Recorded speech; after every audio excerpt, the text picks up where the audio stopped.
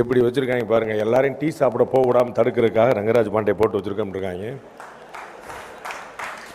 ஏன்னா மக்கள் திரு ரங்கராஜ் பாண்டே இல்லை, நம்மளாம் நரேந்திர மோடி வந்தாலும் நமக்கான வடையை நம்ம விடக்கூடாது அப்படிங்கிற தெளிவாக இருப்போம். நம்ம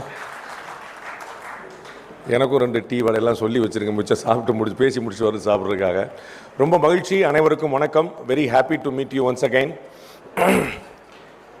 நானும் பிஜேபி இல்லைன்னு தான் சொல்லிக்கிட்டே இருக்கிறேன். தம்பி ராஜவேல் நாகராஜன் ஆமாம் நான் பிஜேபி தான் சொல்லி முடிச்சிட்டாரு. அது பிரச்சனை கிடையாது. நம்ப மாட்டேன்றாங்க. நம்ம சுந்தரராமன் தலைமையிலான அணி எப்படியாவது நம்மளை பாண்டே ஒரு பிஜேபியில் ஆக்கி விட்டுருவோம் அப்படிங்கிற மாதிரி கிளம்பி, நான் அடிக்கடி சொல்வேன், தமிழ்நாட்டில் எங்கே ரோட்டரி கிளப் மீட்டிங் நடந்தாலும் ஹால் புக் பண்ணதுக்கப்புறம் என்னை தான் புக் பண்ணுவாங்க. ரோட்டரி கிளப் மீட்டிங் எங்கே நடந்தாலும் முதல்ல ஹாலை புக் பண்ணுவாங்க, 2 அது நிலையை வித்துவான் மாதிரி. அதை மாதிரி இந்த ப்ரொஃபஷனல் செல்லில் முதல்ல ரைட்டு ஓகே ரங்கராஜ் பாண்டே அப்புறம் அடுத்து அப்படின்னு சொல்லிட்டு இந்த மாதிரி நிலை வித்துவான் பேர் தான் போட்டு ஆரம்பிப்பாங்க போல். சகோதரர் KT ராகவனுடைய தலைமையில் இந்த அணிகள் பிரிவுகள்லாம் வந்த பிறகு ஒரு பெரிய எழுச்சி நான் பார்க்க முடியுது. கும்பகோணத்தில் நீங்கள்லாம் பார்த்துருப்பீங்க, ஒரு பியூட்டிஃபுல்லான அரங்கம் நிறைந்த இல்லை, அரங்கம் பிதுங்கி வழிஞ்சு வெளியில் விடாத மழையிலும் ஒரு அருமையான ஒரு கூட்டம் பிரம்மாண்டமாக நடத்தி காட்டினார். அதுபோல் அவருடைய இந்த அணிகள் பிரிவுகளுக்கான தலைமை ஏற்ற பிறகு நிறைய விஷயங்கள் எழுச்சியாக நடக்குதுங்கிற பார்க்குறேன். அதில் பிரிவுகள் கொஞ்சம் நிறையா செயல்படுது, அணிகள் இன்னும் கொஞ்சம் கட்டுப்பாட்டுக்குள்ளே வரலன்னு நினைக்கிறேன். எனக்கு தெரியல, அதாவது வராதா அதெல்லாம் அதில் நீங்கள் கிடையாதா? சரி ரைட் ஓகே, அப்போ கட்டுப்பாட்டில் இருக்காதுன்னு நினைக்கிறேன். அப்புறம் அந்த பிரிவுகள்லையுமே ரொம்ப பியூட்டிஃபுல்லாக ப்ரொஃபஷனல் செல் திரு சுந்தரராமன் தலைமையில் ரொம்ப பெஸ்ட்டாக என்னுடைய பார்வையில் நான் பார்க்குறதுல அந்த பிரிவுகள்லேயே ரொம்ப பெஸ்ட்டாக செயல்படக்கூடியதாக திரு சுந்தரராமன் தலைமையில் பார்க்குறேன். ஒரு ஒர்க்காலிக், நிறைய பணிவோடும் துணிவோடும் நிறைய வேலைகளை பார்க்குறாரு. அவருடைய தலைமையில் நீங்கள் நிறைய பேர் ரொம்ப பியூட்டிஃபுல்லாக செயல்படுறீங்க. Very happy. களம் 2026 எப்படி இருக்குது அப்படின்னு கேட்டிருக்கிறாங்க. அதில் ப்ரொஃபஷனல்ஸ் என்ன செய்யணும் அப்படிங்கிற ஒரு கேள்வி. ப்ரொஃபஷனல்ஸ் தனியாக எதுவும் செய்ய வேண்டியதில்லை, எல்லாரும் போடுற மாதிரி ஓட்டு போடணும். தம்பி இந்த வாட்டர் பாட்டில் கொடுக்குறியா தம்பி? மிக்சிங் ஏதாவது வச்சுருக்கியா? எல்லோரும் என்ன பார்ப்பாங்களா வாட்டரை பார்ப்பாங்களா? சொல்லு, நீயே சொல்லு, நல்லா இருப்ப. Thank you very much. So professionals என்ன செய்யணும் அப்படிங்கிற ஒரு முக்கியமான ஒரு கேள்வி. ப்ரொஃபஷனல்ஸ் என்ன செய்யணும்? எல்லாரையும் போல் முதல்ல ஓட்டு போடணும், அதான் ரொம்ப முக்கியம். இந்த ப்ரொஃபஷனல்ஸில் ரொம்ப முக்கியமான பிரச்சனை என்ன அப்படின்னா, சார் இன்றைக்கி நாடு இருக்கிற இருப்பில் ஆல் பொலிட்டீஷியன் சார் ஓடி வச்சிட்டார், ஒன்றும் செய்ய முடியாது, என்ன செய்கிறது, நம்ம ஓட்டு போட்டிருக்கலாம், ஆனால் அலையன்ஸுக்கு சீட்டு கொடுத்தாச்சே அப்படிமா. அலையன்ஸுக்கு சீட்டு கொடுத்தா பரவாயில்லையே, இந்த ஆளை கேண்டிடேட்டாக போட்டாங்களே. அப்போ நிறைய ரிசர்வேஷன்ஸ், ஏன்னா திங்கர்ஸாக இருக்கிறாங்க பாருங்கள், நிறைய சிந்திக்கக்கூடியவர்களாக, அடுத்த கட்டத்தில் சமுதாயத்தில் நகர்ந்தவர்களாக, நடுத்தர வர்க்கத்துக்கு மேலே நகர்ந்தவர்களாக இருக்கும்போது நமக்கு என்ன வந்துடுது அப்படின்னா, இதெல்லாம் நம்ம ஓட்டு போடணுமா கான்ட்ரிபியூட் பண்ணணுமாங்கிறது வந்துடுது. ஒரு ப்ரொஃபஷனலாக நீங்கள் செய்ய வேண்டிய வேலை ஓட்டு போடுவது, அது ரொம்ப முக்கியம். குறைந்தபட்சம் இந்த அரங்கத்தில் கூடியிருக்கிறவர்களாவது ஒவ்வொருத்தரும் ஒரு 15 பேரை ஓட்டு போட வைப்பேன் அப்படின்னு, ஒவ்வொருத்தரும் ஒரு 15 பேரை ஓட்டு போட வைப்பேன் அப்படின்னு சொல்லி சொன்னாலே, நீங்கள் அதுக்கு மேலே நீங்கள் கட்சிக்கு செய்ய வேண்டிய விஷயம் வேறு எதுவுமே இருக்காது. அட்லீஸ்ட் ஒரு 15 நீங்கள் ஓட்டு போட்டு, நான் போய் நின்று கூட்டு போனேன், அது பிஜேபிக்கு ஓட்டு போட்டும் வேற எந்த கட்சிக்காக ஓட்டு போட்டோம், அது பிரச்சனை இல்லை, அது அப்புறம் நம்ம சொல்லிட்டுங்க மாற்றி கூட போட்டு போகிறேன். ஆனால் நான் கூட்டு போனேன், நான் வழிநடத்த, அது அப்புறம் நம்ம சொல்லிட்டுங்க மாற்றி கூட போட்டு போகிறேன். ஆனால் நான் கூட்டு போனேன், நான் வழிநடத்தினேன், அவனை நான் ஃபாலோ பண்ணேன், அவனை ஓட்டு போட வச்சேன்னு ஒரு 15 பேரையாவது நீங்கள் கொண்டு போய் நிப்பாட்டினீங்கன்னா அது உங்களுக்கு ஒரு பெரிய லெவலில் ஹெல்ப் பண்ணும். உங்களுக்கு தெரிஞ்சிருக்கும், திருமங்கலம் ஃபார்முலா அப்படின்னு ஒன்று கேள்விப்பட்டிருப்பீங்க. அதில் எங்கள் அண்ணன் திரு அழகிரி அவர்கள் செய்தது இந்த மைக்ரோ மேனேஜ்மெண்ட் தான். 3:30 மணிக்கு சாயந்தரம் உட்கார்ந்துருக்கிறாரு, 7வது தெரியல 3வது வீட்டில் முருகேசன் ஓட்டு போடல, தூக்கிட்டு வா அப்படின்ட்டார். முருகேசன் வீட்டில் உட்காந்து டிவி பார்த்துட்டு இருக்காரு, இன்னைக்கு லீவுன்னு, துண்டை தூக்கிட்டு வந்துட்டாங்க, ஓட்டு போடலையா அண்ணன் உங்களை தூக்கிட்டு வர சொன்னார் அப்படின்னு சொல்லிட்டு ஓட்டு போட்டாங்க. ஓட்டு போடலையா அண்ணன் உங்களை தூக்கிட்டு வர சொன்னார் அப்படின்னு சொல்லிட்டு ஓட்டு போட்டாங்க. 85% போலி. இதுதான் மைக்ரோ மேனேஜ்மெண்ட். உள்ள பூத்தில் உட்காந்து யார் யார் ஓட்டு போட்டால், யார் யார் ஓட்டு போடல, யார் யார் ஓட்டு போடணும் அப்படிங்கிற பார்த்துட்டு தெளிவாக கொண்டு எல்லாரையுமே ஓட்டு போட வைக்கிறது. அதுதான் ரொம்ப முக்கியமாக நீங்கள் செய்ய வேண்டியது. எஸ்ஐஆர் புண்ணியத்தில் தமிழ்நாட்டில் கிட்டத்தட்ட நீங்கள் செய்ய வேண்டியது. எஸ்ஐஆர் புண்ணியத்தில் தமிழ்நாட்டில் கிட்டத்தட்ட 97 லட்சம் பேரை காலி பண்ணி விட்டாச்சு. அப்போ பெர்சன்டேஜ் ஆட்டோமேட்டிக்காகவே கூடும். அதை தாண்டி நீங்கள் இன்னும் அதிகமாக கொண்டு வரதுக்கான வழியை பார்க்கணும். எஸ்ஐஆரில் உங்களுக்கு தெரிஞ்சிருக்கும், ப்ரொஃபஷனல் செல்ஸோடைய அடுத்த முக்கியமான வேலை நான் நினைக்கிறது, நிறைய உருப்படியான விஷயங்களில் மக்கள்கிட்ட கொண்டு போய் சேர்க்கணும். அது ரொம்ப பெரிய லேகிங்காக இருக்குது. அது இல்லவே இல்லை தமிழ்நாட்டில். 80 கோடி பேருக்கு 5 வருஷம் முழுக்க விலை இல்லாமல் ஒரு பைசா முழுக்க முழுக்க விலை இல்லாமல் ஒரு பைசா செலவு இல்லாமல் ரேஷன் பொருட்கள் கொடுக்கப்பட்டிருக்கு. கொஞ்சம் யோசிச்சு பார்க்கணும். 5 வருஷம் இடைவிடாமல் எவ்ரி மந்த் 80 கோடி பேருக்கு விலை இல்லாமல் ரேஷன் பொருட்கள் கொடுக்கப்பட்டிருக்கு. எல்லாருமே தமிழக முதலமைச்சர் ஸ்டாலின் தான் கொடுத்துருக்காரு நினைச்சிட்டு இருக்கு. எல்லாருமே தமிழக முதலமைச்சர் ஸ்டாலின் தான் கொடுத்துருக்காரு நினைச்சிட்டோம். ஏன்னா ரேஷன் கடையில் உட்கார்ந்துருக்கிற ஆட்கள் எல்லாருமே வந்து கீழேருந்து மேலேருந்து எல்லாருமே பாக்கெட்டில் வந்து தளபதி படத்தை போட்டு உட்காந்துருக்காங்க. அப்போ என்ன அவங்க தான் கொடுத்துருக்காங்க. அப்போ இது யார் கொடுத்தா யாருடைய ஃபண்ட் அப்படிங்கிற கேள்வியே இல்லாமல் போச்சு. அதனால தான் என்ன செஞ்சுருக்காங்க, கொஞ்சம் கூட தயக்கம் இல்லாமல் திரு உதயநிதி ஸ்டாலின் தான் என்ன செஞ்சுருக்காங்க, கொஞ்சம் கூட தயக்கம் இல்லாமல் திரு உதயநிதி ஸ்டாலின் அவர்கள் 27 பைசா நான் சொல்ல போகிறேன், ₹1 கொடுத்தா 27 பைசா தான் வருது, தமிழ்நாட்டுக்கு ஃபண்டே வரல அப்படின்றாங்க. பாரத பிரதமர்லேருந்து மிக சமீபத்தில் புதுக்கோட்டையில் பேசின நம்முடைய உள்துறை அமைச்சர் திரு அமித்ஷாலேருந்து, நம்முடைய மாநிலத்தைச் சேர்ந்த திரு அமித்ஷாலேருந்து, நம்முடைய மாநிலத்தைச் சேர்ந்த அண்ணன் எல் முருகன்லேருந்து எல்லாருமே தொடர்ந்து சொல்லிட்டு வர்றாங்க. ஆதாரபூர்வமாக ஆவணப்பூர்வமாக சொல்லிட்டு வராங்க. லாஸ்ட் 10 இயர்ஸில் மட்டும் தமிழ்நாடுக்கு சென்ட்ரல் கவர்மெண்ட் 11 லட்சம் கோடி ரூபாய் ஒதுக்கி இருக்கிறது. 11 lakh crore 11 லட்சம் ஒதுக்கி இருக்கிறது. 11 lakh crore 11 லட்சம் கோடி ரூபாய் ஒதுக்கி இருக்குது. ஆனால் ₹1 கூட ஒதுக்கல, ₹1 கூட ஒதுக்கலன்னா இவங்கள மாதிரி ஒதுக்கலங்கிற கவலையை சொல்லிட்டாங்களா என்னன்னு தெரியல. அது 11 லட்சம் கோடி ரூபாய் வந்திருக்கு அப்படிங்கிறத மக்கள்கிட்ட கொண்டு போய் சேர்க்க வேண்டிய கடமை இருக்கு. இப்போ இந்த எஸ்ஐஆர் அப்படிங்கிறது வந்து எல்லாரும் பயங்கரமாக ஒரு பூச்சாண்டி மாதிரி கருதுனாங்க. உங்களுக்கு தெரியும் எஸ்ஐஆர் வந்திருக்கு, எஸ்ஐஆர் வந்துருச்சு அப்படின்னா தமிழ்நாட்டில் இருந்து சத்தம் போடாத கட்சியே கிடையாது. ஏடிஎம்கே கொஞ்சம் கன்ஃபியூஷன் ஆகி என்ன செய்யலாம்னு இருந்துச்சு. பிஜேபி மட்டும்தான் வந்து வழக்கம் போல் மைனாரிட்டியாக வந்து இல்லை ரொம்ப நல்லது நல்லதுன்னு சொல்லிட்டு இருந்துச்சு. பீகாரில் எஸ்ஐஆர் வந்து சமீப காலங்களில் அறிமுகப்பட்ட திரும்பி ரீஇன்ஃபோர்ஸ் பண்ணது வந்து பீகாரில் இதே மாதிரி வந்து கிட்டத்தட்ட 66 லட்சம் பேருக்கு மேலே வந்து பெயர்கள் நீக்கப்பட்ட போது குய்யோ முறையோன்னு கத்துனாங்க. ரூலிங் பார்ட்டி திரும்ப ஆட்சிக்கு வந்துருச்சு.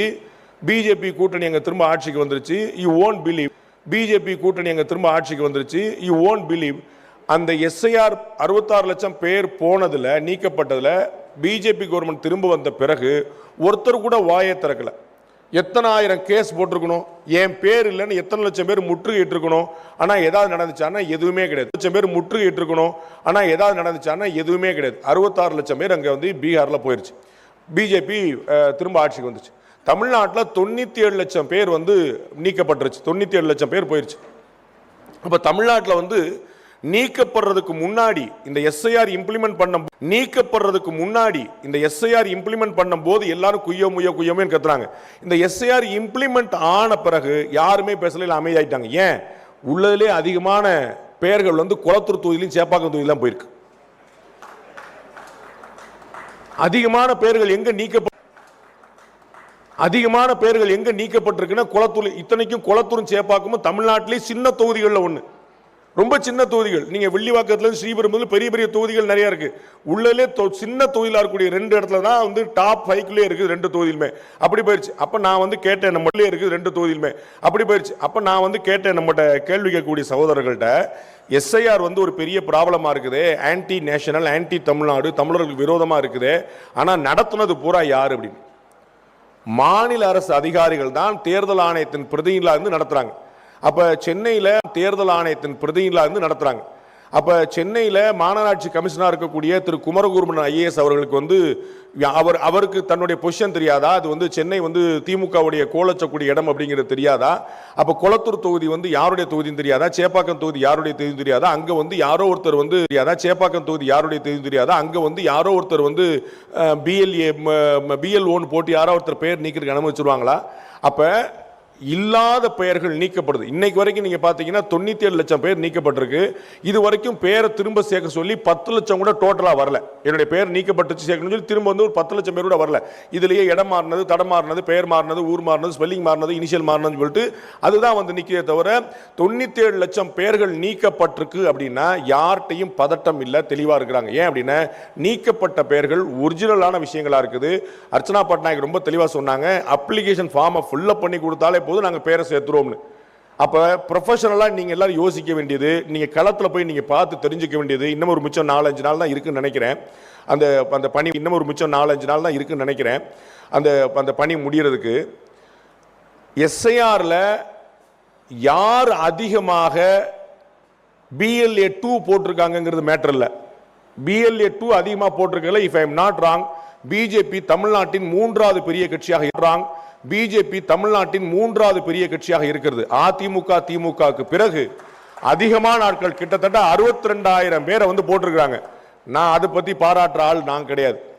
அதிகமான அந்த பேர் வச்சியே சோறு வச்சியான்னு கேட்பாங்கல்ல, அதை மாதிரி வந்து ஆள் போட்டியிலே வேலை பார்த்தீங்களான்னு கேட்பேன். அதை மாதிரி வந்து ஆள் போட்டியிலே வேலை பார்த்தீங்களான்னு கேட்பேன். நம்ப மாட்டீங்க, நான் பார்த்த இடங்கள்ல பூரா சொல்றேன். உங்க பகுதியில் எப்படி இருக்கு நீங்க திரும்ப செக் பண்ணிக்கங்க. பிஎல்ஏஸ்லயே 90% சக்சஸ்ஃபுல்லா வேலை பார்த்தது டிஎம்கே காரங்க. திமுக காரங்க தான் கடுமையான களப்பணியாற்றி எல்லா வீடுகள்லையும் பிஎல்ஓ போறதுக்கு முன்னாடி பிஎல்ஏ போய் இருந்து வாங்கி கொண்டாங்க. அப்ப யாருடைய ஓட்டு மிஸ் ஆகாம இருக்கிறதுக்கு யார் வேலை பார்த்திருக்கான்னு பாருங்க. அப்ப ஒருவேளை யாருடைய ஓட்டா அது மிஸ் ஆகும்னா அது யாருடைய ஓட்டா இருக்க வாய்ப்பு இருக்குன்னு பாருங்க. அப்ப நம்ம வந்து பேர் சேர்க்கிறதோ இருக்க வாய்ப்பு இருக்குன்னு பாருங்க. அப்ப நம்ம வந்து பேர் சேர்க்கிறதோ டேக் மாற்றுறதோ உள்ளரங்க கூட்டத்தில் உட்கார்ந்து கூட்டம் போட்டுட்டு இருக்கிறதோ மட்டும் பத்தாது. களப்பணின்னு ஒன்று சொல்லுவாங்க. இந்த ரெஜிஸ்ட்ரேஷன் ஆஃபீஸ்லாம் நீங்கள் போய் பார்த்தீங்கன்னா, ஒரு ரெஜிஸ்ட்ரேஷனுக்கு நீங்கள் கொடுத்தீங்கன்னா ரெஜிஸ்ட்ரேஷன் முடிச்ச பிறகு அவங்க கையில் பேப்பரை கொடுக்க மாட்டாங்க. இருக்கட்டும் சார் களப்பணி முடிச்சு உறிஞ்சுவாங்க. அந்த கையில் பேப்பரை கொடுக்க மாட்டாங்க. இருக்கட்டும் சார் களப்பணி முடிச்சு உறிஞ்சுவாங்க. அந்த களப்பணி அப்படின்னா ஒன்றுமே இல்லை, ஃபீல்டு ஒர்க்குங்கிறதுக்கான ஒரு நல்ல தமிழ் வார்த்தை. இந்த ஃபீல்டு ஒர்க்கு தான் ஆட்களை காப்பாற்றும், ஃபீல்டு ஒர்க்கு தான் கட்சிகளை கரையேற்றும். உள்ளரங்க கூட்டத்தில் வந்து பல கோடிகளை செலவழிச்சு சுந்தரராமன் தலைமையிலான டீம் வந்து போட்டா நமக்கு வந்து எல்லா வேலையும் முடிஞ்சிச்சு. சுந்தரராமன் தலைமையிலான டீம் வந்து போட்டா நமக்கு வந்து எல்லா வேலையும் முடிஞ்சிச்சுங்கல்ல. This could be a beginning. அதற்கு பிறகு நீங்க ஃபீல்டில் போய் வேலை பார்க்கணும். திமுக காரங்க என்ன செய்யறாங்க, அதிமுகவை ஏன் அசைக்க முடியல, ஏன் அந்த 2 பெரும் கட்சிகள் வந்து இருக்காங்கன்னா, கீழே ஒரு டீயை மட்டும் குடிச்சிட்டு நாள் முழுக்க நாயா பேயா வேலை பார்க்கறதுக்கு திமுக அதிமுக லட்சக்கணக்கான பேர் இருக்கிறார்கள். அந்த மாதிரி பாஜக இருக்காங்களான்னு பார்க்கும். அப்படி யாராவது இருந்தா அவர்களுக்கு மரியாதை கிடைக்குதான்னு பார்க்கணும்.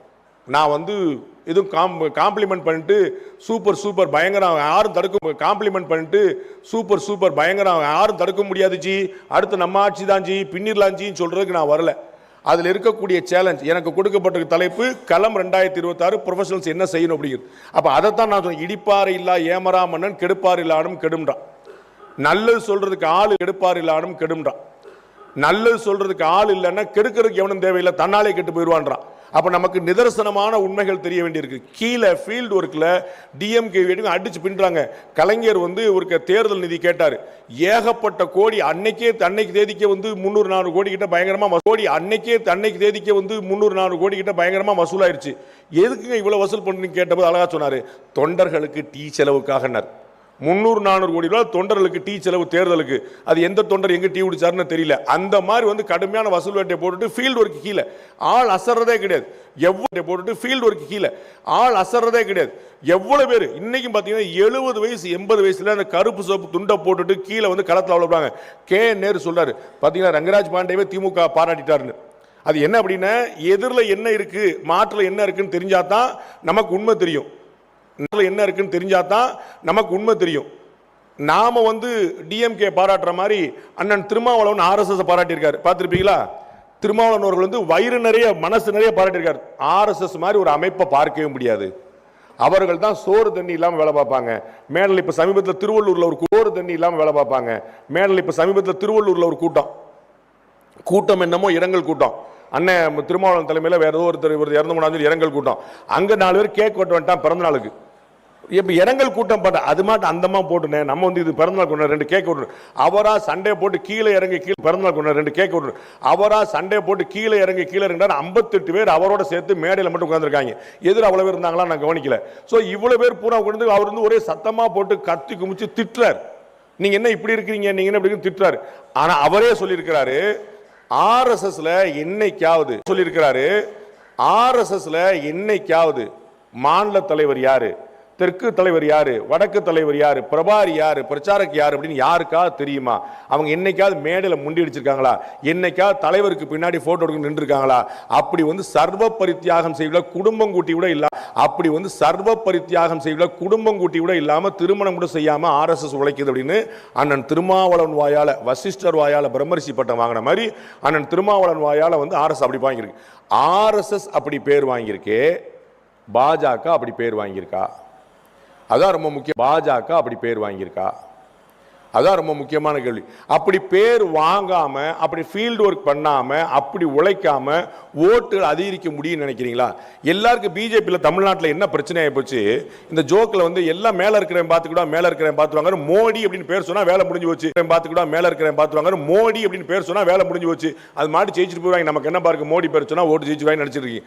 அப்படி இல்லை. ஆனானப்பட்ட மோடிக்கு அப்கி பார் 400 பார் அப்படின்னார். இந்த முறை 400 தொகுதிகளுக்கும் மேல அப்படின்னார். சொன்ன போது ஒரு இடத்துல சொன்னார் நான் கவனிச்சேன், யாரை எத்தியாவது எத்தனை பேர் கவனிச்சாங்க. சொன்ன போது ஒரு இடத்துல சொன்னார் நான் கவனிச்சேன், யாரை எத்தியாவது எத்தனை பேர் கவனிச்சாங்கன்னு தெரியல. அவர் ரொம்ப அழகா சொன்னார். இப்படி நினைச்சிட்டு எல்லாரும் அசந்து போயிடக்கூடாது, நம்ம எப்படியும் ஜெயிச்சுடும் நினைச்சு போயிடக்கூடாது, பெரிய ஆபத்தில் போய் முடியும். சொன்ன மாதிரியே 400 பார்னு மோடியே சொல்லிட்டாரு. தமிழ்நாட்டில் பிஜேபி ஆட்சின்னு அமித்ஷாவை சொல்லிட்டாரு. அவங்க எல்லாம் சொன்னாங்க செஞ்சிருவாங்கப்பா, பயங்கரமான ஆளுங்க. அமித்ஷா சொல்லிட்டாரு பிஜேபி ஆட்சின்னு. அப்போ பிஜேபி ஆட்சி தான் நாமளே நம்பிட்டு நம்ம வந்து களப்பணி ஆற்றாம போனோம்னா செய்ய முடியாது. அவர்கள் ராஜதந்திரிகளாக இருந்து ஃபீல்டு ஒர்க்குக்கு உங்களுக்கு உந்துதல் கொடுப்பாங்க. அவங்க வந்து பிளானிங்கை போடுறாங்க. அப்போ அதை எக்ஸிக்யூட் பண்ண வேண்டியது யாரு, செயல்படுத்த வேண்டியது யாரு? கீழே நரேந்திர மோடிக்கு ஏன் இவ்வளவு புகழ் கிடைக்குது அப்படின்னு பிரசாந்த் கிஷோர்ட்ட கேட்குறாங்க. நரேந்திர மோடிக்கு அப்படி என்னங்க அட்வான்டேஜ் இருக்கு? நரேந்திர மோடி கூட வேலை பார்த்தவர் பிரசாந்த் கிஷோர், பிறகு அவர் எப்படியாவது தோற்கடிக்கணும்னு பார்த்துட்டு பார்த்தவர் பிரசாந்த் கிஷோர், பிறகு அவர் எப்படியாவது தோற்கடிக்கணும்னு பார்த்துட்டு அவர் பாவம் ஜன்சுராஜ் கட்சியில் ஆரம்பிச்சுட்டு கட்சி நடத்துற எவ்வளவு கஷ்டம்னு கண்டுபிடிச்சாரு. அட்வைஸ் பண்றது ஈஸி போல, நடத்துறது ரொம்ப கஷ்டம் போல அப்படின்னு. நம்ம வந்து வெளியிட்டு நல்லா தம்பி நல்லா ஓடணும்ப்பா, பயங்கரமா ஓடணும் பார்த்துக்கோ நம்ம அட்வைஸ் பண்ணலாம். எங்க அண்ணே நீங்க கொஞ்சம் ஓடி காட்டுங்கன்னா ஒரு கனவு இருக்கு பாருங்க. அது மாதிரி வந்து அவருக்கு கட்சி நடத்துறது எவ்வளவு கஷ்டம் அப்படிங்கிறது இப்போ தெரிஞ்சிருக்கும். பீகார் எலெக்ஷன்ல வந்து அடிச்சு தூக்கி போட்டு டெபாசிட் எங்கன்னு கேட்க வச்சிட்டாங்க. அவர் வந்து உலகத்துக்கு பூரா நான் தான் எல்லாரையும் முதலமைச்சராக்கிறேன், நான் தான் எல்லாரும் பிரதமராக்கிறேன் அப்படின்னாரு. அப்ப நான் சொன்னேன், உண்மையிலேயே ஒரு அட்வைசர்னால ஒருத்தர் முதலமைச்சர் ஆயிட முடியும்னா தமிழ்நாட்டில் எங்க அண்ணன் சீமான முதலமைச்சர் ஆக்கி விட்டீங்கன்னா நல்லா இருக்கும் பார்த்து. இப்படி முதலமைச்சர் ஆக்க முடியுமான்னு ஒரு கேள்வி இருக்குல்ல. அப்ப கமல்ஹாசன் கூட தான் அக்ரிமெண்ட் போட்டிருந்தாரு. உங்களுக்கு தெரியுமா தெரியல, 2021 மக்கள் நிதி மையத்தோட தான் பிரசாந்த் கிஷோர் அக்ரிமெண்ட் போட்டிருந்தாரு. அப்புறம் பெரிய ஆஃபர் வந்தோடனே சின்ன ஆஃபர் தூக்கி போட்டு விட்டுட்டு அங்கே போயிட்டார். அவர் கமல்ஹாசன் சரி பிரசாந்த் கிஷோரே போயிட்டார், நம்மளும் போய் அவரும் டிஎம்கே போயிட்டார். எல்லாம் கூட்டமா அங்கே பின்னாடி போயிட்டாங்கன்னு வச்சுக்கோங்க. ஸோ கட்சி நடத்துறது வந்து எவ்வளவு சிரமம் அப்படிங்கிற என்ன அப்படின்னா ஃபீல்டு ஒர்க் பண்ணாதான், கீழே இருந்தா தான். அந்த பிரசாந்த் கிஷோர் வந்து பீகார் முழுக்க நடந்தார், கிராமமா எல்லா இரவும் கிராமங்களை தங்கினார். அவர்கிட்ட வந்து நரேந்திர மோடியுடைய அட்வான்டேஜ் என்னன்னு கேட்ட போது அவர் சொன்னார், நரேந்திர மோடிக்கு இருக்கக்கூடிய ஃபீல்டு எக்ஸ்பீரியன்ஸ், தரை அனுபவம் இந்தியாவில் இன்னொரு தலைவருக்கு இல்லை அப்படின்னு. அவர் தான் இந்தியாவில் முழுக்க எப்படி நம்ம மகா பெரியவர் எனக்கு தெரிஞ்சு இந்தியா முழுக்க 3 முறை பாத யாத்திரையாவே போயிருக்கிறாரோ, அதனால நரேந்திர மோடி அவர்கள் இந்தியா முழுக்க சுத்தி இருக்கார். அவர் இந்தியாவில் எந்த ஊர் பேரை சொன்னாலும் தேர்தல் காலத்தில் சுத்தக்கூடிய அரசியல்வாதி இல்லை. அவர் வந்து பிரச்சாரக்கா இருந்த காலத்துல சுத்தக்கூடிய அரசியல்வாதி இல்லை. அவர் வந்து பிரச்சாரக்கா இருந்த காலத்துல இருந்து அவ்வளவு சுத்தி இருக்கார். அதனால என்ன தெரியுது, ஒவ்வொரு ஊருக்கும் அதனுடைய தன்மை என்னன்னு தெரியுது. அதனால தான் இப்ப இவங்க டிஸ்கஷன்ல பேசிட்டு இருந்தது போல ஒவ்வொரு ஊருக்கும் லோக்கலா யோசிக்கிறார். ஒவ்வொரு ரயில்வே ஸ்டேஷனுக்கும் ஒரு ப்ரமோஷன் போட்டு, ரயில்வே ஸ்டேஷன் எங்க ஊர் ரயில்வே ஸ்டேஷன்ல பால்கோவா விற்கிறாங்க, ஒரு ப்ரமோஷன் போட்டு ரயில்வே ஸ்டேஷன் எங்க ஊர் ரயில்வே ஸ்டேஷன்ல பால்கோவா விற்கிறாங்க, ஸ்ரீவில்லிபுத்தூர் ரயில்வே ஸ்டேஷன்ல பால்கோவா ப்ரமோட் பண்ணணும். ஏன்னா எங்க ஊர்ல பால்கோவா ரொம்ப ஃபேமஸ் ஆனது. அதை கவர்மெண்ட் ஆஃப் இந்தியா ப்ரமோட் பண்ணி யாரோ ஒருத்தருக்கு ஸ்டால் வச்சு கொடுத்து நீ போய் பால்கோவா வில்லுன்னு சொல்றாங்க.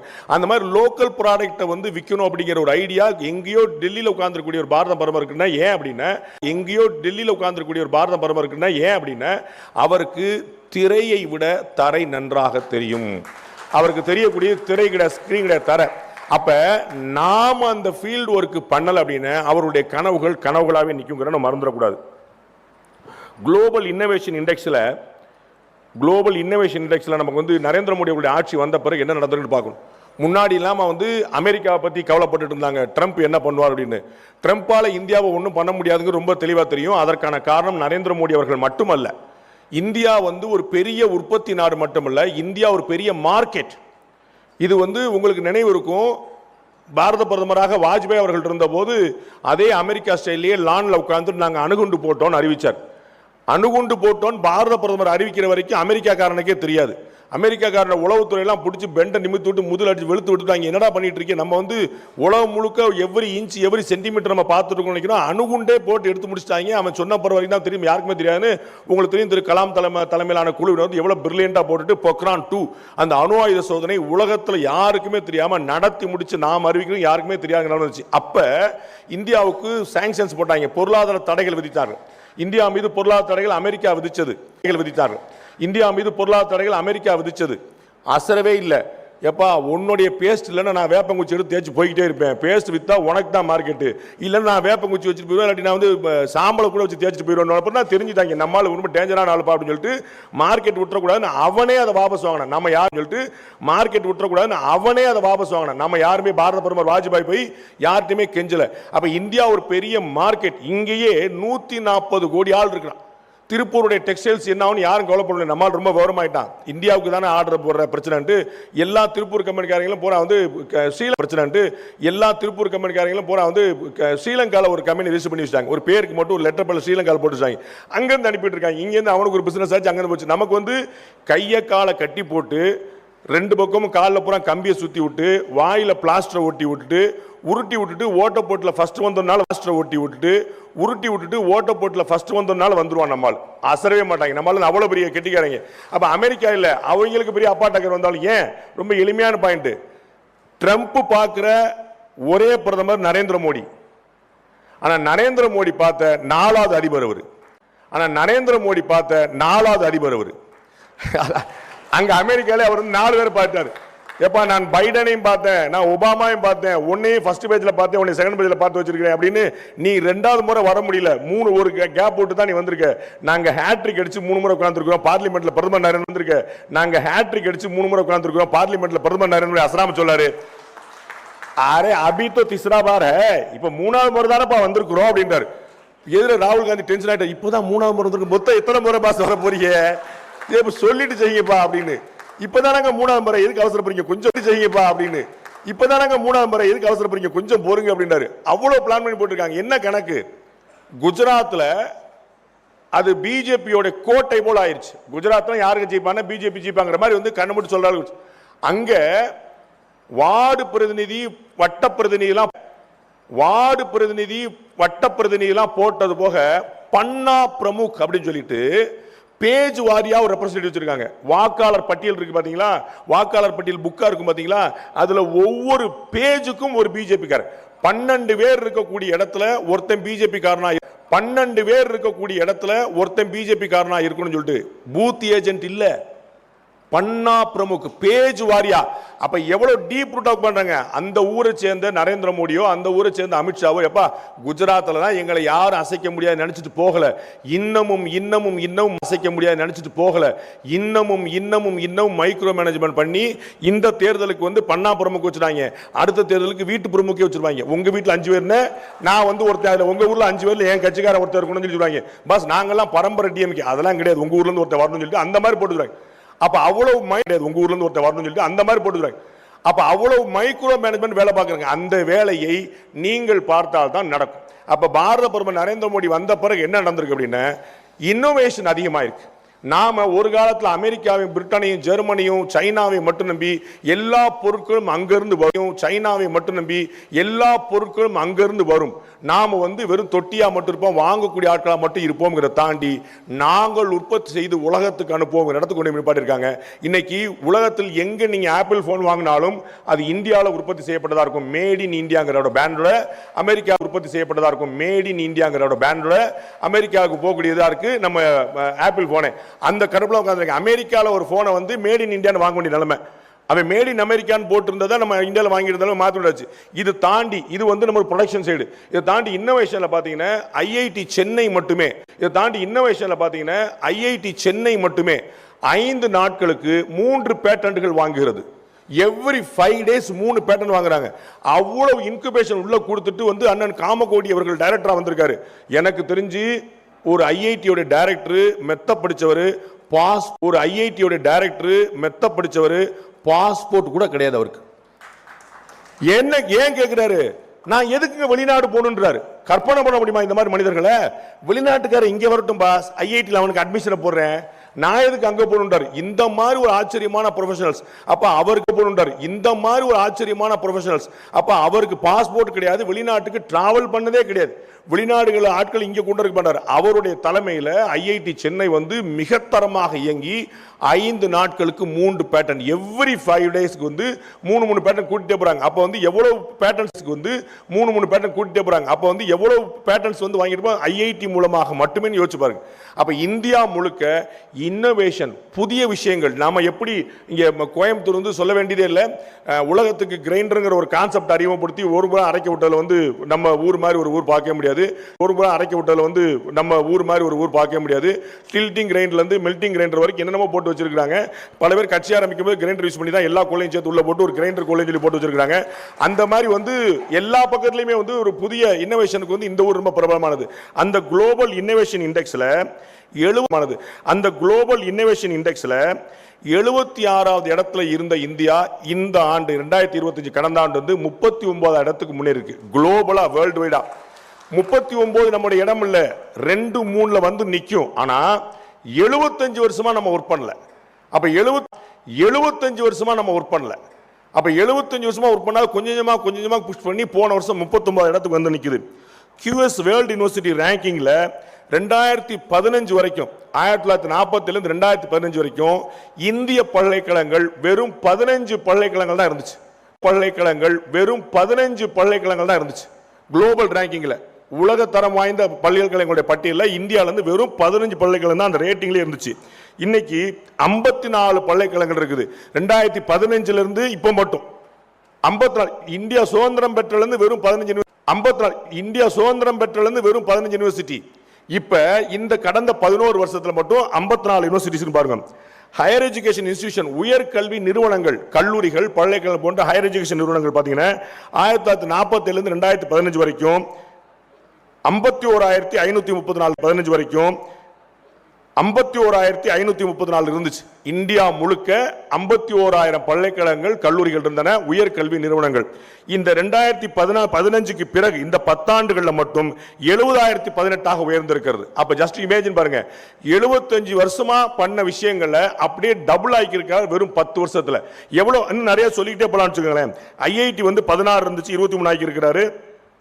இப்படி ஒவ்வொரு பட்டியலா நம்ம சொல்லிட்டே போலாம். அப்ப சென்ட்ரல் கவர்மெண்ட் வந்து செயல்படுகிறது, வேலை பார்க்குது, வெறும் வாய் பேசல. அவர்கள் வந்து திமுகவினர் போல மற்றவர்கள் போல மேடையில் முழங்கிட்டு அப்படிங்கிற போல அவங்க வந்து கீழே களமிறங்கி வேலை பார்க்கிறார். அதனால தான் 360 டிகிரி இந்தியா வந்து குரோத்ல நிக்குது. யோசிச்சு பாருங்க, டிகிரி இந்தியா வந்து குரோத்ல நிக்குது. யோசிச்சு பாருங்க, பாரத பிரதமர் நரேந்திர மோடி அவர்கள் சமீப காலமா எங்கேயாவது எந்த கட்சியில பாலிடிக்ஸ் பேசி நீங்க பாக்குறீங்களா? இங்கிருந்து கூட்டணிக்காக போகிறவர்கள் யாரை பார்க்கிறார்கள்? மோடியை பார்க்கிறாங்களா, அமித்ஷாவை பார்க்கிறாங்களா? அப்ப மோடியை பார்க்கிறாங்களா, அமித்ஷாவை பார்க்கிறாங்களா? அப்ப மோடி பாலிடிக்ஸ் பேச மாட்டாரா? மோடி அலையன்ஸ் பேச மாட்டாரா? இவர் தான் பண்ணணுமா? ரஷ்ய அதிபர் புதின் பாரத பிரதமர்கிட்ட கேட்கிறாரு, இந்த அஜித் தோவல் யாரோ ஒரு டெரர் வச்சிருக்கீங்களா?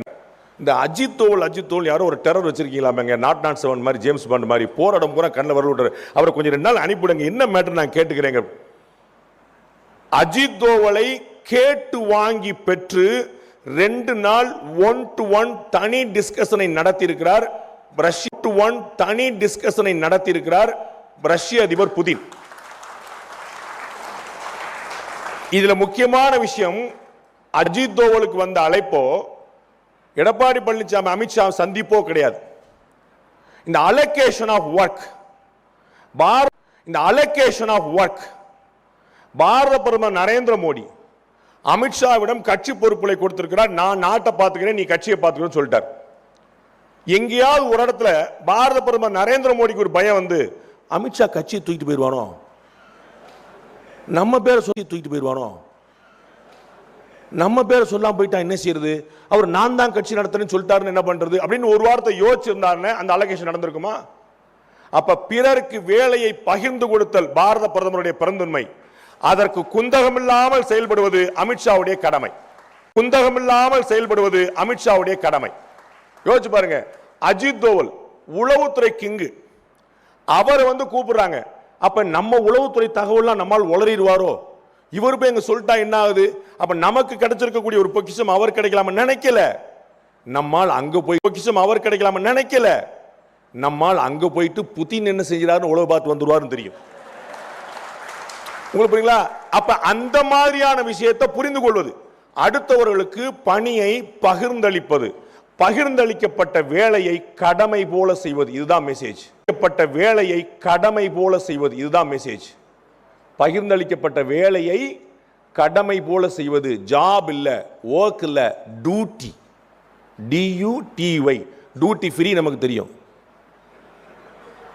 டியூட்டி ஃப்ரீ இல்ல, ஃப்ரீ டியூட்டி. டியூட்டி ஃப்ரீ இல்ல, ஃப்ரீ டியூட்டி. கடமை, அது முக்கியம். அந்த கடமையை செய்யல அப்படின்னா உரிமையை கேட்கறதுக்கான வாய்ப்பு கிடையாது. எனக்கு தெரிஞ்சு பாரதிய ஜனதா கட்சி மாதிரி மெம்பரா சேரும் போதே பதவி கொடுக்கிற ஒரு கட்சி இந்தியாவிலே பார்க்க முடியாது. சேரும் போதே பதவி கொடுக்கிற ஒரு கட்சி இந்தியாவிலே பார்க்க முடியாது. அவன் உள்ள வரும்போதே ஜி என்ன போஸ்டிங் ஜி, நமக்கு ஒரு பார்த்து போடுங்க ஜி, ஒரு மாநில போட்டு கொடுங்க ஜி. இன்னைக்கு காலில் மட்டும் 18 மாவட்ட தலைவரை பார்த்துட்டேன். என்னது மாவட்ட தலைவரா? இல்ல ப்ரொஃபஷனல் செல் அப்படின்னு அவர் மெதுவா, இல்ல ப்ரொஃபஷனல் செல் அப்படின்னு அவர் மெதுவா. உள்ள வரும்போது மாவட்ட தலைவர் தான் சொல்றாங்க. மாவட்ட தலைவர் இல்ல ப்ரொஃபஷனல் செல். அது அப்புறமா ராகவனுடைய புண்ணியத்தில் ஒரு மொத்தம் 50-60 செல்லு வேற வச்சிருக்காங்க. ஏகப்பட்ட செல்லு. எல்லாரும் நிர்வாகி, எல்லாரும் ஓகே, நிர்வாகி எல்லாரும் ஓகே. என்ன நடந்திருக்குன்னு பார்க்கணும், என்ன செஞ்சிருக்குன்னு பார்க்கணும். பொறுப்பு வாங்கணுமே, பொறுப்பா இருக்கிறோமான்னு பார்க்கணும், அந்த பொறுப்பை செயல்படுத்தணுமான்னு பார்க்கணும். அப்ப பாரத பிரதமர் நரேந்திர மோடி உழைக்கிறார், அமித்ஷா உழைக்கிறார், அஜித் தோவல் உழைக்கிறார், நாடு முழுக்க உழைத்து அவர்கள் ஓடா செய்யறாங்க. உழைக்கிறார், நாடு முழுக்க உழைத்து அவர்கள் ஓடா செய்யறாங்க. நாம என்ன செய்யறோம்னு பார்க்கணும். திராவிட முன்னேற்ற கழகமோ அனைத்து இந்திய அண்ணா திராவிட முன்னேற்ற கழகமோ சுலபமாக அசைக்கக்கூடிய சக்திகள் கிடையாது. அவங்க ஒரு பக்கம் அதிமுக தனிப்பெரும்பான்மை ஆட்சி வரும்னு சொல்லிட்டே இருக்கிறாங்க. நீங்க இந்த பக்கம் என்டிஏ ஆட்சி வரும்னு சொல்லிட்டே இருக்கீங்க. என்ன நீங்க இந்த பக்கம் என்டிஏ ஆட்சி வரும்னு சொல்லிட்டே இருக்கீங்க. என்ன ஆட்சி தான் வரும் நாங்க பார்க்க உட்கார்ந்துட்டு இருக்கிறோம். அது அப்புறம். ஆனால் என்டிஏ ஆட்சி வரணும் எப்படி? இருக்கிறது மொத்தம் 234 தொகுதி. அண்ணன் நயினார் எவ்வளவு சீட் வாங்குவார்னே தெரியல. எனக்கு ஏதோ கொடுத்து பார்த்து போட்டு கொடுங்கன்னு சொல்லுவார்னு நினைக்கிறேன். நாங்க இந்த பக்கம் பிஜேபி குரூப் வந்து பழைய இந்தியன் கணக்கு வச்சுட்டா ஒரு 70 சீட் வாங்கலாம், 80 சீட் வாங்கலாம் சொல்லிட்டு இருக்கோம். எல்லா டிவிலையும் அவங்களே அலகேஷன் பண்ணிடுறாங்க. நயினார் நாயந்தூர் எடப்பாடி பழனிசாமி என்ன பேசுறான்னு தெரியல. டிவியில் அவங்க பூரா பேசிட்டு இவருக்கு 20 சீட்டு, அவருக்கு 6 சீட்டு, இவருக்கு 3 சீட்டு தான். அண்ணன் டிடிவி எங்களுக்கு 6 சீட்டு, எங்களுக்கு 6 சீட்டு என்று வந்த செய்தி தவறு. அண்ணன் டிடிவி எங்களுக்கு 6 சீட்டு, எங்களுக்கு 6 சீட்டு என்று வந்த செய்தி தவறானது. உடனே அந்த செய்தி தவறான கூட்டணி தவறான அவர் போட்டுட்டு இருக்கான். நீங்க பார்த்துட்டீங்க, பாட்டாளி மக்கள் கட்சி உள்ள வந்துருச்சு. ரைட், சின்னவர் வந்துட்டாரு, பெரியவர் வரப்போறாரு. அவர் இங்கே தான் வருவார். தேமுதிக உள்ள வந்துடும், அன்னி நேற்று சொல்லிட்டாங்க வருவார். தேமுதிக உள்ள வந்துடும், அன்னி நேற்று சொல்லிட்டாங்க யாருடன் கூட்டணி என்பதை முடிவெடுத்து விட்டேன், இங்கே அறிவிக்க மாட்டேன்ட்டாங்க. அவங்களும் வந்துருவாங்க. டிடிவி தினகரன் வந்துருவார். சரிங்களா? அவங்க எல்லாம் வந்துருவாங்க. நீங்க என்ன செய்ய போறீங்க? ஓகே, அவங்க எல்லாம் வந்துட்டாங்கன்னா அப்பாடா, அப்ப ஜெயிச்சிடலாம். கூட்டணியாக இன்றைய தேதிக்கு டிஎம்கே ஸ்ட்ராங்கா இருக்கு. அதற்கு இணையான ஸ்ட்ரென்த் என்டிஏ கூட்டணிக்கு வரப்போகுது, நோ டவுட். 2021 2024 ரெண்டும் கிளப், நோ டவுட். 2021 2024 ரெண்டும் கிளப் பண்ண டிடிவி உள்ள சேர்த்த ஒரு வலுவான என்டிஏவா வரும்னு நினைக்கிறேன். எங்களுடைய கணக்கு யாராவது உள்ள புகுந்து கெடுத்து விடாம இருந்தா சரிதான். அது வரைக்கும் வரும்னு நினைக்கிறேன். அதுல ஒன்றும் குழப்பம் இல்லை. அணி வலுவாயிரும். அப்புறம் ஒருத்தர் தனியா வந்திருக்கிறார் பாருங்க. நான் அணியா வந்திருக்கேன்னா தனியா வந்திருக்கேன். பாவத்தை படத்தை கூட ரிலீஸ் பண்ண விடாம இந்த பாடா படுத்துவீங்க ஒரு ஆளை. என்ன இப்போ உங்களை நம்பி ஒருத்தர் கட்சி ஆரம்பிச்சாருன்னு அவர் படத்தை கூட ரிலீஸ் விடாம 2 காலுக்கு ஆர்டர் வருது யூஏ சென்சார் கொடுத்துடணும்னு. 2:30க்கு அப்பீல் போய் 3 மணிக்கு ஸ்டே வாங்கிட்டாங்க. சென்சார் போர்டு இவ்வளவு வேகமா செயல்பட்டு நான் பார்த்ததில்லை. அமித்ஷாவோட பயங்கர வேகமா சென்சார் போர்டு செயல்படு, பயங்கர வேகம். இப்படித்தான் உலகம் சுற்றுவாளியின் படத்தோடைய பெட்டியெல்லாம் எடுத்துட்டு போனாங்களாம். என்னாச்சுங்கிறத பார்த்துக்குங்க. நம்ம போராட வேண்டிய இடமே வேற. எனக்கு தெரிஞ்சு இந்த மாதிரி போராட்டம்லாம் பிரயோஜனப்படுமான்னு தெரியல. அதில் ஒரு ராஜதந்திரம் இருக்கும்னு நினைக்கிறேன். இருந்து போட்டோம். அவர்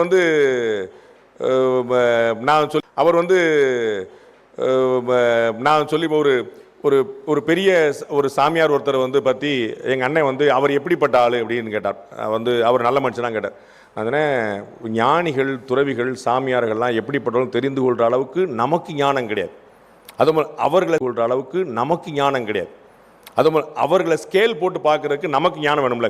இவர் எப்படி அதனால நமக்கு சொல்ல தெரியாது. அது மாதிரி அமித்ஷாவுடைய ராஜேந்திரத்தெல்லாம் கரைத்து குடித்து விட்டார்லாம். அது பக்கம்லாம் நம்ம போக முடியாது. சாணக்கியருக்குலாம் பயங்கர சாணக்கியர் அவர். நம்ம ஓரமாக தம்மாந்தோண்டு சேனலில் சாணக்கியன் பேர் வச்சிருந்தா ஆயிருமா? அது ஒரிஜினல் சாணக்கிய யாருங்கிற பார்க்கணும்ல. அவருடைய ராஜேந்திரமா அது ஒரிஜினல் சாணக்கிய யாருங்கிற பார்க்கணும்ல. அவருடைய ராஜேந்திரங்கள் நமக்கு புரியவில்லை. நமக்கு வந்து அந்த கனையாளில் ஒரு பெரிய கவிதை படித்த நிறைய இடங்களில் சொல்லியிருக்கேன். உங்களுடைய அற்புதங்கள் எனக்கு அற்பமானவை, உங்களுடைய அற்புதங்கள் எனக்கு அற்பமானவை, என்னுடைய அற்புதங்கள் உங்களுக்கு அறிமுகமே, என்னுடைய அற்புதங்கள் உங்களுக்கு அறிமுகமே ஆகாதவை. அண்ணன் அமித்ஷா அப்படிதான் சொல்லுவார். தம்பி நீ படித்த ஸ்கூல் ஹெட் மாஸ்டர்டா அண்ணன், என் ராஜேந்திரன் தான் உனக்கு புரியாதா, உட்கார்றா உட்கார்றா அப்படின்னு சொல்லுவார் போல. அந்த அளவுக்கு கடுமையான வேலையில் இறங்கி பார்த்துருக்குறாங்க. நம்ம வந்து தெளிவாக திரு விஜய் அவர்கள் கட்சி ஆரம்பித்த போது எல்லாரும் பயந்துட்டு இருந்தாங்க. ஆஹா, அவர்கள் கட்சி ஆரம்பித்த போது எல்லாரும் பயந்துட்டு இருந்தாங்க. ஆஹா, இது ஏடிஎம்கே பிஜேபி அலையன்ஸோட ஓட்டை பிரிச்சிருமோன்னு. அண்ணன் கடுமையாக களப்பணியாற்றி டிஎம்கே ஓட்டை பிரிக்கிறதுக்கான ஏற்பாடு பண்ணாரு. அதனால வந்து நீங்க படத்தை சீக்கிரம் ரிலீஸ் பண்றதுக்கான ஏற்பாடு நீங்க நன்றியோடு அதை தான் செய்யணும். நீங்க முதல் முறையாக எம்ஜிஆருக்கு பிறகு எம்ஜிஆர் இருந்தவரை சிறுபான்மை வாக்குகளும் அதிமுகவிடம் தான் இருந்தன. அதற்கு பிறகு அது வந்து திமுக கூட்டணிக்கு குத்தகைக்கு விடப்பட்டது போல ஆயிடுச்சு. திமுக கூட்டணியில் காங்கிரஸ், டிஎம்கே, விடுதலை சிறுத்தைகள், மதிமுக 2 கம்யூனிஸ்ட், மைனாரிட்டி கம்யூனிட்டி, விடுதலை சிறுத்தைகள், மதிமுக 2 கம்யூனிஸ்ட், மைனாரிட்டி கம்யூனிட்டி யாருக்கு ஓட்டு போட வாய்ப்பு இருக்குதோ அத்தனை பேருமே ஒரே கூட்டணிக்கு போயிட்டாங்க. அப்போ வந்து அவர்களுக்கு வேறு வாய்ப்பே இல்லாமல் இருந்துச்சு. போதா குறைக்கு உங்க கூட பிஜேபி கூட ஏடிஎம்கே வரை சேர்ந்துருச்சு. அதனால வந்து எந்த வாய்ப்பு கூட அதை சொல்லியே பூச்சாண்டி காட்டி அந்த ஓட் பேங்கை டெபாசிட் வந்து சால்டா வச்சிருந்தாங்க. முதல் முறையாக திரு பேங்கை டெபாசிட் வந்து சால்டா வச்சிருந்தாங்க. முதல் முறையாக திரு விஜய் வந்து சிறுபான்மையுடைய வாக்குகளில் ஒரு பெரிய பிளவை ஏற்படுத்தியிருக்கிறார். அதை திமுக உணர்ந்து விட்டது. ரொம்ப பெருசாக வந்துச்சு. நேற்று தமிழக முதலமைச்சர் ஸ்டாலினே பிஜேபி கண்டிச்சிட்டார் சென்சார் போர்டுக்காக. யாருக்கு? விஜய்க்காக. விஜய் வந்து போராடம் பூரா அங்கிள் அங்கிள் அப்படின்னார். அவருக்காகவே குரல் கொடுத்தார் தமிழக முதலமைச்சரை. அப்ப எங்க தெரியுது ரொம்ப தெளிவா அப்படின்னா, திருப்பரங்குன்றத்தில் திமுக ஏன் இவ்வளவு ஸ்ட்ராங்கா இருந்துச்சு நினைக்கிறீங்க? ஏன் அப்பீல் மேல அப்பீல் போட்டு வந்து அசராம வந்து கண்டெம்ட்டே வந்தாலும் பரவாயில்ல தான் வச்சுங்க. ஏன்னா மைனாரிட்டி ஓட்டு இடம் மாறுது, தடம் மாறுதுன்னு அவங்க வந்து கண்டுபிடிச்சிட்டாங்க. அப்போ வந்து அது பிஜேபி ஏடிஎம்கே இருக்கக்கூடிய என்டிஏ கூட்டணிக்கு ஒரு பலமாக அமையலாம். ஏன்னா திமுகவுடைய வாக்குகள் பிளக்கும் போது அது உங்களுக்கு சாதகமாக இருக்கலாம். ஆனால் இந்த இந்தியன் கிரிக்கெட் டீம் ரசிகர்கள் மாதிரி உட்கார்ந்துருக்க கூடாது. இந்த பாகிஸ்தான்கிட்ட வந்து ஜிம்பாபே தோத்துட்டானே, ஜிம்பாபேட்ட நெதர்லாண்ட்ஸ் தோத்துட்டானே, நெதர்லாண்ட்ஸ் நியூசிலாந்து ஜெயிச்சானே, அப்போ வந்து ஒரு வைல்டு கார்டு என்ட்ரி வரும் தலைவர். அப்போ நம்ம உள்ள போய் ஜெயிச்சிடலாம் தலைவருமா. டேய் நீ ஜெயிக்க மாட்டியா அப்படின்னு இல்லைங்க, எவனோ 4 பேர் தோத்துருவான். அப்போ ஆளே இருக்காதுல எல்லாரும் நம்ம அதை மாதிரி வந்து அவர் ஓட்டு அங்கே போய் ஆளே இருக்காதுல எல்லாரும் நம்ம அதை மாதிரி வந்து அவர் ஓட்டு அங்கே போயிடும், இவர் ஓட்டு பிளந்துரும், நம்ம அப்படி ஜெயிச்சிடலாங்கிற மாதிரி நீங்க ஓட்டை கொண்டு வரணும். இந்தியாவிலேயே இதற்கு முன்னாடி வரலாற்றிலும் எப்பயுமே இல்லாத அளவுக்கு ஆன்டி இன்கம்பன்சி மட்டுமே பார்த்துட்டு இருந்த ஒரு நாட்டில் பாரத பிரதமர் நரேந்திர மோடி வந்த பிறகுதான் பாசிட்டிவ் ஓட்டுனே ஒன்று வந்திருக்கு. எனக்கு நரேந்திர மோடி வேண்டும் என்று. எப்பயுமே ஒரு ஆட்சி இருந்துருச்சுன்னு அது வேண்டாம்ங்கிறது மட்டும்தான் இந்தியா முழுக்க. அது குளோபல் பினாமினா. எல்லா இடத்துலையுமே ட்ரம்ப் நம்ம போன முறை போனதுனால தான், பைடன் தோத்ததுனால தான் ஆன்டி இன்கம்பன்சி ஸ்ட்ராங்கா இருக்கும். போனதுனால தான் பைடன் தோத்ததுனால தான் ஆன்டி இன்கம்பன்சி ஸ்ட்ராங்கா இருக்கும். ஆனால் பிஜேபி ஒரு இடத்துல ஆட்சியை பிடித்து விட்டால் நகர்வதே இல்லை. ஒரு உட்கார்ந்தாங்க. ஏன் வந்து இன்னும் தமிழ்நாட்டில் பிஜேபி அண்ணன் எல்முருகன் அவருடைய யாத்திரை எல்லாருடைய உழைப்பினால, அண்ணன் எல்முருகன் அவருடைய யாத்திரை எல்லாருடைய உழைப்பினால 4 எம்எல்ஏ போன முறை, இந்த முறை கட்டாயமா டபுள் டிஜிட்டுங்கிறது 10ல இருந்து 99 வரை. அண்ணன் நயினார் வந்து டபுள் டிஜிட் எங்க வைக்க போறாருங்க நம்ம பார்க்கணும். டபுள் டிஜிட்ல கேரண்டியா இருக்குது. ஆனா 4 கால் வச்சுச்சா காட்டியா இருக்குது. ஆனா 4 கால் வச்சுச்சா கால் முளைச்சிருச்சான்னு பிஜேபி கேலி பண்ணிட்டே இருக்கிறாங்க. அந்த கேலி பண்ணப்படக்கூடிய காலே முளைக்கல, காலே இல்ல, கால் பதிக்கவே முடியாது அப்படின்னு சொல்லக்கூடிய பிஜேபியை ஏன் இவ்வளவு தூரம் எதிர்க்கிறாங்கன்னு தெரிஞ்சுக்கணும். நாங்க தான் ஆளே இல்லப்பா அப்படி ஏன் எங்களை எதிர்க்கிறீங்க ஒரு கேள்வி வரணும்ல. ஏன் எதிர்க்கிறார்கள் என்று சொன்னால் அப்படி ஏன் எங்களை எதிர்க்கிறீங்க ஒரு கேள்வி வரணும்ல. ஏன் எதிர்க்கிறார்கள் என்று சொன்னால் அவர்களுக்கு தெளிவாக தெரியும், ஒரு முறை பாஜக ஆட்சிக்கு வந்துவிட்டால் அந்த நாற்காலியை விடுவதே இல்லை, பசைய போட்டு ஓட்டின மாதிரி உட்கார்ந்துக்கிடுவாங்க. குஜராத்ல இருந்து, பீகார்ல இருந்து, மகாராஷ்டிரால இருந்து பல இடங்கள் அவர் பாரத உள்துறை அமைச்சர் சொன்னது போல, பொதுக்கூட்டத்தில் சொன்னது போல 2024 2025 ஃபுல்லா ஸ்ட்ரைக்கிங் ரேட் அள்ளி குமிச்சிட்டு இருக்கு. இந்த முறை 2 ஸ்டேட்டை குறிவிச்சிட்டாங்க. ஒன்னு தமிழ்நாடு, இன்னொன்று வெஸ்ட் பெங்கால். 2 கண்ணு பாத்துறோம்ல அப்படின்ட்டு. அம்மா என்னோட வெஸ்ட் பெங்கால் ரெண்டு கண்ணு பாத்ரூம்ல அப்படின்ட்டு அம்மா அக்கா தீதி மம்தா பானர்ஜி வந்து பதட்டத்தில் இருக்கிறாங்க. பேப்பரெல்லாம் பிடிங்கி கிழிக்கிறாங்க. இடி ஆஃபீஸர்ஸ் போனால் சண்டைக்கு போகிறாங்க. அவங்க என்ன செய்யறேனே தெரியாம போட்டு அவ்வளவு இன்னும் போன முறையே அவங்க வந்து கிட்டத்தட்ட 90 சீட்டு வந்துட்டாங்க. இந்த மாதிரி எப்படி ஆட்சியை பிடிச்சிட்டாங்க. அந்த ஊரில் காங்கிரஸும் கிடையாது, கம்யூனிஸ்டும் கிடையாது. அப்போ இது வந்து நேரடியாக திரிணாமுல் காங்கிரஸும் கிடையாது, கம்யூனிஸ்டும் கிடையாது. அப்போ இது வந்து நேரடியாக திரிணாமுல் வர்சஸ் பிஜேபிங்க நிலைமையில தான் இருக்குது. அதனால வந்து ஒரு கடுமையான ஒரு அதிருப்தியில் இருக்கிறாங்க. தமிழ்நாட்டிலே அந்த பதத்தை பார்க்குறோம். ஏன் அப்படின்னா பிஜேபி ஒரு முறை வந்துவிட்டால் மறுமுறை இறங்காது, அவர்கள் நிலைத்து நின்றுவார்கள். அப்போ இந்த நம்பிக்கை மக்களுக்கு இருக்கு. என்கிட்ட வெளியில் ஒருத்தர் கேட்டார், சார் களம் மக்களுக்கு இருக்கு. என்கிட்ட வெளியில் ஒருத்தர் கேட்டார், சார் களம் பேச போறீங்க, களம் எப்படி சார் இருக்கு அப்படின்னு கேட்டார். நான் அவர்கிட்ட சொன்னதான் அவங்கள்ட்ட சொல்ல வரேன்.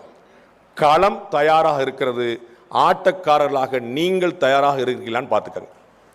பிளேயர் ரெடியான்னு பார்த்துக்கங்க. கிரவுண்ட் ரெடி, கிரவுண்ட் வந்து பார்த்துக்கங்க.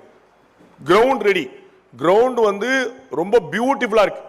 ஆன்டி இன்கம்பன்சி இருக்குது. அதை யார் பயன்படுத்திக்கிறதுல நல் வாய்ப்பு இருக்குது.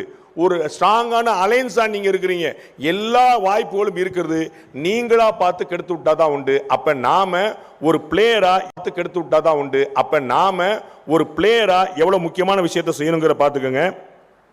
காங்கிரஸ் கட்சி 2021 25 சீட்டை வாங்கி 18 சீட்டு அடிச்சிட்டாங்க. அவங்களுடைய ஸ்ட்ரைக்கிங் ரேட் எப்படி இருக்குன்னு பாருங்க. பியூட்டிஃபுல்லா அடிச்சாங்க. இன்னைக்கு அண்ணன் மாணிக்கம் தாக்கூர் பியூட்டிஃபுல்லா அடிச்சாங்க. இன்னைக்கு அண்ணன் மாணிக்கம் தாக்கூர் புண்ணியத்தில் ஆட்சியில் பங்கு, அதிகாரத்தில் பங்குன்னு கடுமையாக முரண்டு பிடிக்கிறாங்க. அப்ப நீங்கள் காங்கிரஸ் கட்சியோட போட்டி போடணும். காங்கிரஸ் கட்சி தான் பாஜகவுக்கு பிரதான எதிர்ச்சி. ஆனா எதுல போட்டி போட்டுருக்கீங்க? கோஷ்டி பூசல்ல. காங்கிரஸ் கட்சிக்கு சற்றும் குறைவில்லாத பூசல்ல. காங்கிரஸ் கட்சிக்கு சற்றும் குறைவில்லாத இடத்துல பாஜக இருக்கு. 2 தலைவர்கள் பேசுனாங்கன்னா 3ஆவது தலைவர் பத்தி தான் பேசுறாங்க. அவர் அப்படி ஜி, இவர் இப்படி ஜி. அண்ணா ஜியை மட்டும் விட மாட்டாங்க. பொருளி பேசினா கூட ஜி சேர்த்தான் பேசுறாங்க. நல்ல மனுஷங்க. பொருளி பேசினா கூட அதை சேர்த்தான் பேசுறாங்க. மாறி மாறி மாறி யார் காலை யார் வாரி விடணும். அதிமுக கூட்டணியில காலை யார் வாரி விடணும். அதிமுக கூட்டணியில 234 சீட்டு தான் தமிழ்நாட்டுக்குள்ள. 234 சீட்ல ஏடிஎம்கேக்கு, பிஜேபிக்கு, கூட்டணியில் இருக்கக்கூடிய அம்மா மக்கள் முன்னேற்ற கழகம், Tamil Maanila Congress, Parivendhar, AC Shanmugam, John Pandian, AC Shanmugam, John Pandian, புதிய தமிழ் டாக்டர் கிருஷ்ணசாமின்னு நிறைய பேருக்கு கொடுக்க வேண்டியிருக்கு. அப்ப நீங்கள் இருக்கக்கூடிய, நீங்கள் விரும்பக்கூடிய தொகுதியில் உங்கள் கட்சிக்கே சீட் இல்லாமல் இருக்கலாம். உங்கள் கட்சிக்கு ஒதுக்கப்பட்ட சீட்டில் கூட உங்களுக்கு இல்லாமல் இருக்கலாம். எனக்கு இல்லை, என் கட்சிக்கு இல்லை, எப்படி நான் வேலை பார்ப்பேன் அப்படின்னு கிளம்பிட்டீங்கன்னா 1996 சூப்பர் ஸ்டார் ரஜினிகாந்த் சொன்னது போலதான், ஆண்டவனால கூட காப்பாற்ற முடியாது. ஆண்டவனால கூட காப்பாற்ற முடியாது.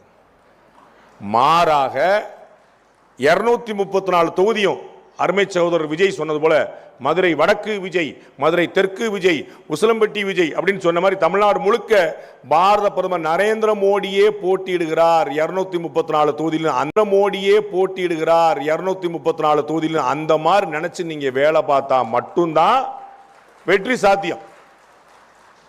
40 தொகுதியோ 50 தொகுதியோ பிஜேபிக்கு என்ன அலாட் ஆகுதோ முடிஞ்சளவு கொஞ்சம் ஏற்றி விடுவோம்.